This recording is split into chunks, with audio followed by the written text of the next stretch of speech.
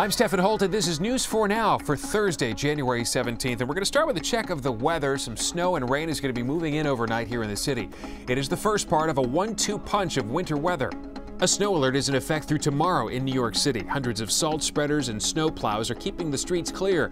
Storm Team 4 says the storm won't amount to much more than a nuisance for the city, but the suburbs to the north and west, they could get up to 3 inches of snow by tomorrow. Once that system moves out, we're going to get a break on Friday and the first part of the day Saturday. But a second, messier storm will begin to move into the area on Saturday night. That's going to stick around through Sunday afternoon. The forecast now looks like New York City will get a combination of rain, snow, and ice, while the suburbs will see increasing amounts of snow the further north and west they are from the city. Officials say after last year's Snowvember debacle, they're going to make sure they're ready for this round of weather. A lot of what we're doing today and what we did in the last couple of weeks is an effect of that leaning forward. So we're doing more sooner as a result of November's incident.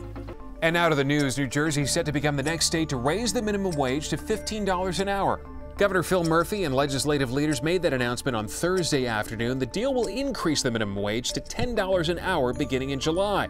Then there would be a series of incremental pay bumps before hitting the $15 mark at the beginning of 2024.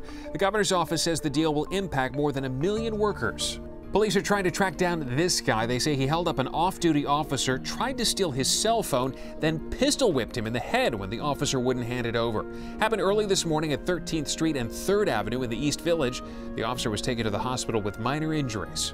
And out of the drug trafficking trial for Joaquin El Chapo Guzman in Brooklyn, jurors heard from a former Mexican lawmaker who claimed she had an affair with El Chapo and even helped him traffic drugs.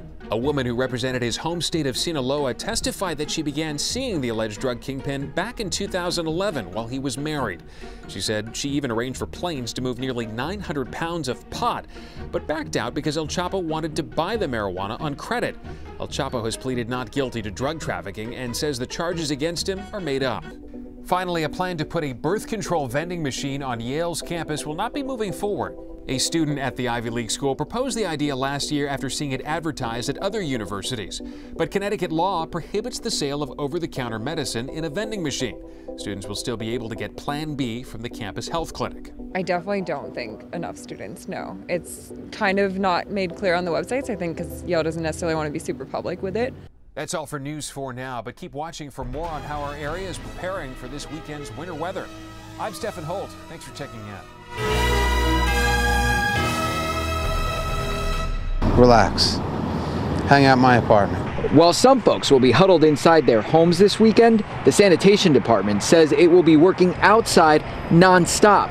Using its arsenal of 700 salt spreaders and 1,000 plows, crews will hit the road ahead of any snow accumulation tonight and this weekend.